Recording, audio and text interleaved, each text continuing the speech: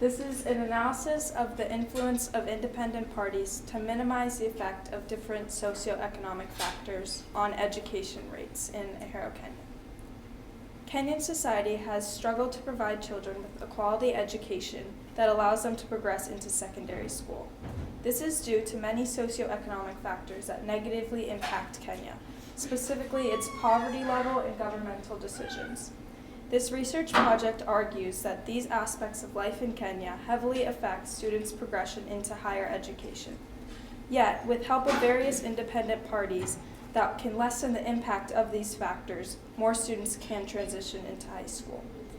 Raw data and information collected from multiple NGOs and outreach programs in Ahero, Kenya prove that improvements are being made to work against these socioeconomic factors. Progress can be made with a further public understanding of independent parties' benefits in improving education rates in developing countries. This progress can be tracked because, with advancements in global competency, goal number 4 of the UN Sustainable Goals, ensuring inclusive and equitable quality education and promote lifelong opportunities for all, then becomes more reachable. Education varies significantly by country, and a simple way to form a distinction between education in different countries is to separate them based on if they're considered developed or developing. For example, Kenya is a developing nation and they have a literacy rate of 77.99 this year. And Switzerland, one of the most developed countries, has a literacy rate of about 99 this year. Specific to Ahero, poverty and governmental decisions significantly impact its education system, particularly students' progression rate into higher education, but it can be mitigated by independent parties. To begin with, high levels of poverty within Kenya inhibit students from progressing into higher education.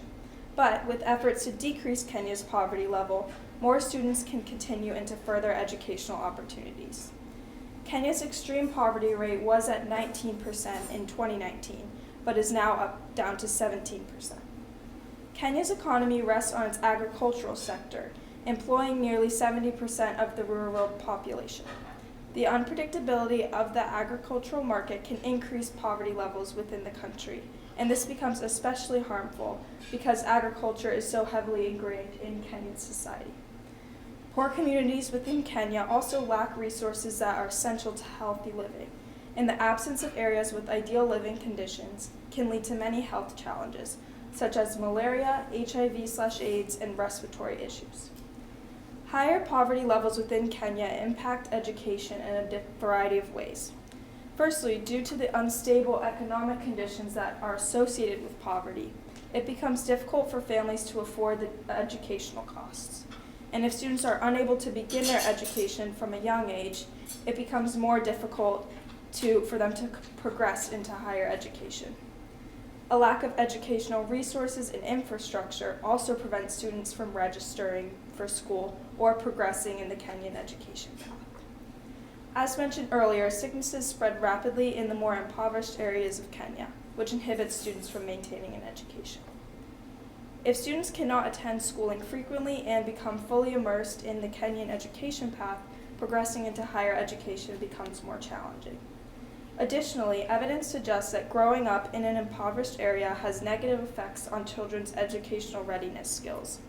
A study was conducted on children who live in areas with differing levels of poverty, and the results demonstrated that poverty is tied to structural differences in areas of the brain that are associated with educational readiness skills, and the skills decrease as the studied area becomes more poverty-stricken.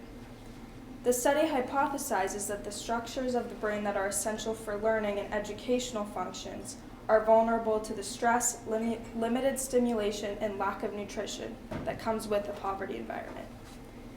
The actions taken and those that have not been taken by the Kenyan government have inhibited students to progress into higher education. Yet, some recent governmental decisions prove that further education within Kenyan society is possible with changes.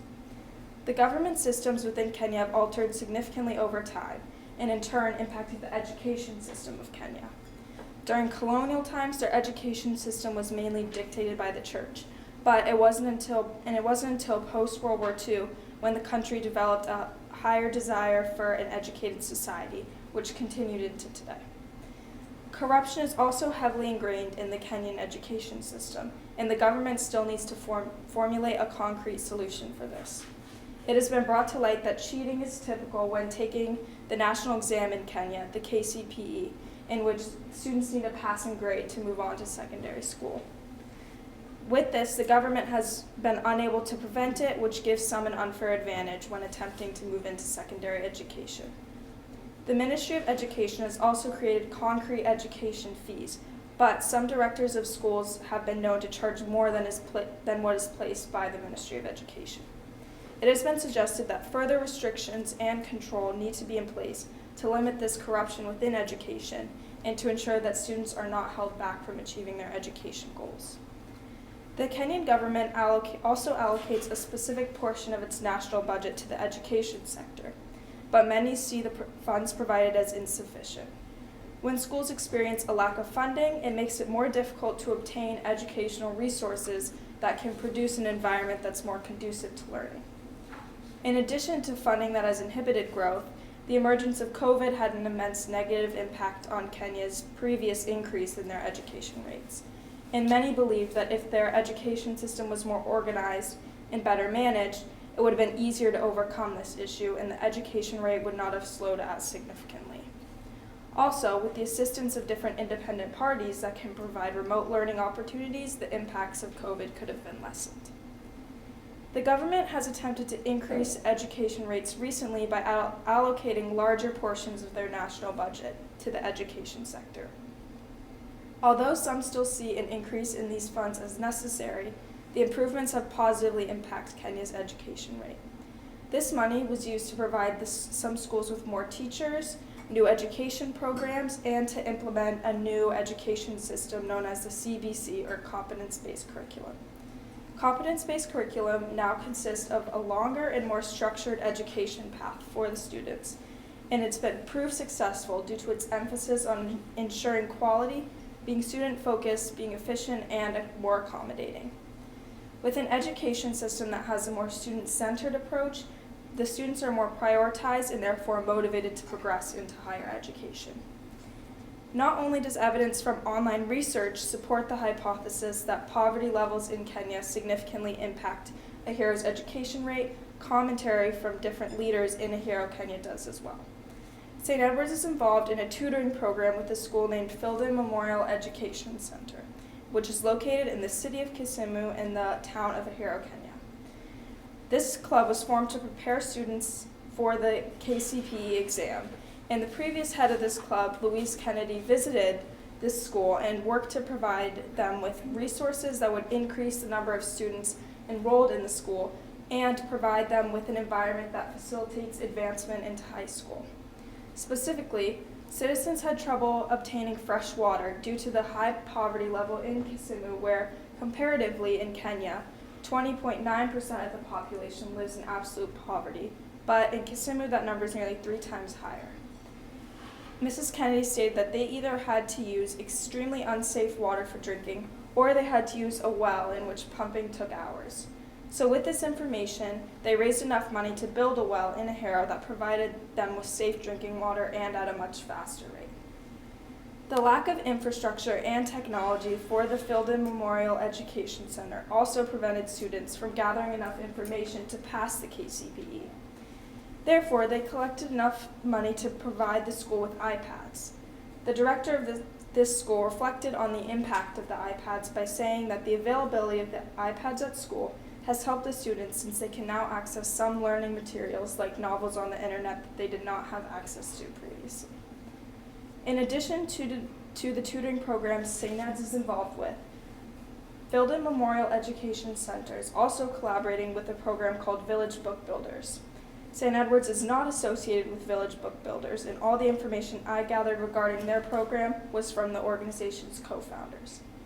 The goals of Village Book Builders are similar to those of St. Edward's, to provide additional resources and funding to the school and work to increase the number of students that pass the KCPE. They, along with St. Ed's, provided the school with various buildings for libraries, classrooms, and more.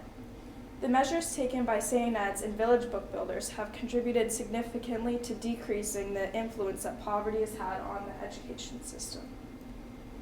not only have some decisions made by the Kenyan government made up for those that hurt education rates, but the work done by independent parties have also decreased the influence of the government's negative choices. Specifically, different NGOs in Kenya have greatly aided the government in increasing their scope of positive decisions. NGOs can aid areas that the government cannot reach, extend services to those that don't have adequate resources, and more. The work of other independent parties also contains goals that are similar to NGOs. For example, Village Book Builders use the money and resources that they generate to expand the positive impacts of some governmental actions, like more funding for secondary education. As discussed earlier, corruption within the Kenyan education system is common, and prevention from this from the government is inadequate. So with the help of independent parties, more funding can be provided for implementing more protection against this corruption. The work of these independent parties and many additional factors have increased the numbers of students at Filden Memorial Education Center that has sent to high school since they both began. So they both began in 2018 when no students passed the KCPE, and it increased in the next year to 3, and then in 2020 to 10, and all the way now to 30.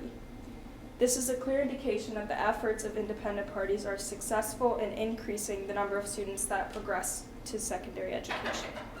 Another aspect of these independent parties that is essential to consider, particularly the program at St. Ed's, is possible bias.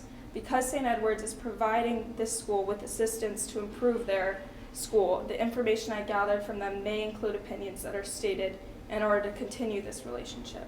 But since other programs that are not associated with St. Edward's provide information that's similar, their opinions can be taken as proof. Village Book Builders and Kenya Tutoring Club at St. Ed's are not the only programs that exist in the city of Kisumu, Kenya. Although not directly aimed at improving the education system, the Kisumu Medical and Education Trust, KMET, is a Kisumu-based NGO whose goal is to promote quality health and education services across Kenya. With efforts to accomplish their primary goal of achieving quality health care, improved education can then follow. Another organization with a similar goal is the Riley Orton Foundation, or ROF. Their primary goal is to inspire rural girls to take up STEM careers to reduce the gender and skills gap in STEM, increase women's employment, and spur economic growth. They also have other objectives, such as increasing the number of girls and boys transitioning into secondary school, increasing access to sexual and reproductive health information. Programs such as these allow education rates to increase due to the decrease that they have of the negative influence from different socioeconomic factors. Prior to the formation of many independent parties in this area in 2011, Kisumu's transition rate to secondary school was 67.3%, and then in 2021, it increased to 82%. The actions taken by independent parties within Ahero, Kenya have allowed the number of students that attend secondary school to increase over time. The negative effects of high poverty levels have been counteracted with resources provided by independent parties, and negative governmental changes were reserved by the work of NGOs and independent parties. In addition to the increase of children passing the KCPE from 0 to 30, Filden Memorial Education School has recently earned its certification as a high school. With this accreditation, students from many communities can attend secondary school, and the improvement in Ahero's education rate is then evident. The factors discussed in this research project are not the only aspects of Kenyan life that has been inhibiting growth in education rates, but have been improved by independent parties. For example, familial and cultural interactions also shape education rates in Ahero. The tribal community sense, a lack of families that prioritize education, and gender roles are some values in Ahero that can limit students' progression into higher education. Some other effects on Kenyan education could be indiscipline, substance abuse, lack of interest in school, and sicknesses. Overall, independent parties have significantly decreased the effect of many different socioeconomic factors on education rates in Ahero, Kenya. Thank you. We're going to open up for questions.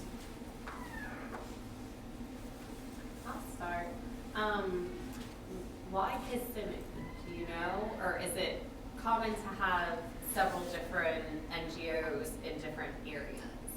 I mean, well, I specifically chose this area because of the school that we work with is in the city of Kisumu. But it is comparatively, has a lot more poverty than the other areas, other cities of Kenya, and it is one of the bigger cities within Kenya. So it's just been impacted more education-wise. And then for the competency-based curriculum, was that teachers, educators, government people in Kenya that developed that?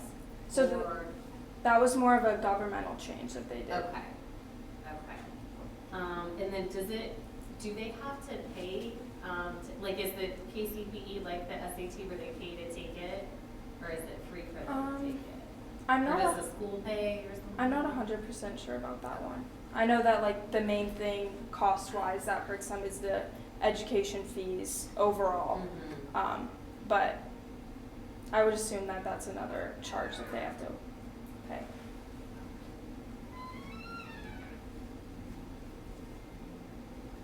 Jackie, in your research, did you get a sense, you mentioned how the government more recently is starting to invest in education more significantly. Did you get a sense from your research into like what sort of sectors? Is it through training teachers? Is it providing infrastructure? Is it curriculum changes? Did you get a sense of kind of where they're spending their money? I got a sense it was more all over the board. Like they provided for teachers, and a big part of it was the new curriculum recently.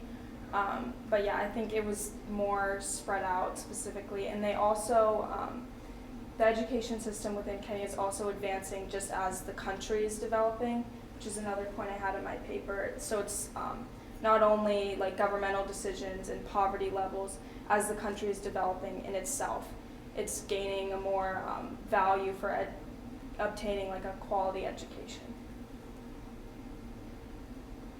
Do you know what the pass rates were? Because I mean, that's amazing that they went from 0 and now there's 30 students doing that. I just didn't know is there only 30 students that are taking it and they're passing, or is it like 60 students are taking it and 30 are passing? I don't know how many students are take it, but okay. We tutor within our program. I would say there's about 50 students that we tutor, but that's across all grades, not just the grades that go into taking the national exam. But the school, I would say, I'm pretty sure they do have about 200 students, but again, that's spread out between all grade levels. Great question. That's something you should definitely yes. About because, as many of you are writing this on your college applications, I don't want to have the official curricular.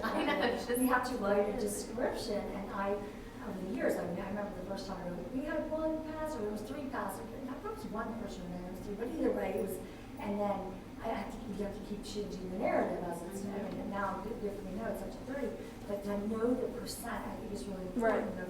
Because that's probably, I would think that would increase too, hopefully. Yes. Because they're better than just taking the test, yeah. I don't remember what I just commented there, but I have a question for you. I don't think it was good.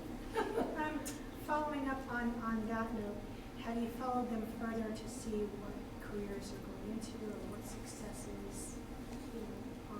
So, since they are still mainly an agricultural economy based, a lot of them do after secondary education, they have the option to continue into a college-based education, which a lot of them will take, and that number is increasing as well. But some of them will go into just more traditional jobs that there, as an agricultural economy needs, which typically their rice farming is really common within Ahero. But some of them do continue to a college education. Do you see yourself furthering your studies of education in Kenya or in the United States, or inspired you for that? Yeah, I definitely do. I've really been interested in specifically the education routes in Kenya, and as I mentioned at the end, I would also really like to investigate how other factors are playing into this, like I mentioned, the familial and the cultural values. And I think it'd be really interesting to see comparatively how much those can negatively influence the education rates versus poverty and governmental decisions. So yes. Kenya has a dependency ratio. You might remember that from human geography, meaning that they have a moving population that's developed Africa, sub-Saharan Africa has got a large young population. So you would think that from the perspective of the government, the national government, education would become a priority because that's the future of the state. Are there entrenched interests somehow in the government?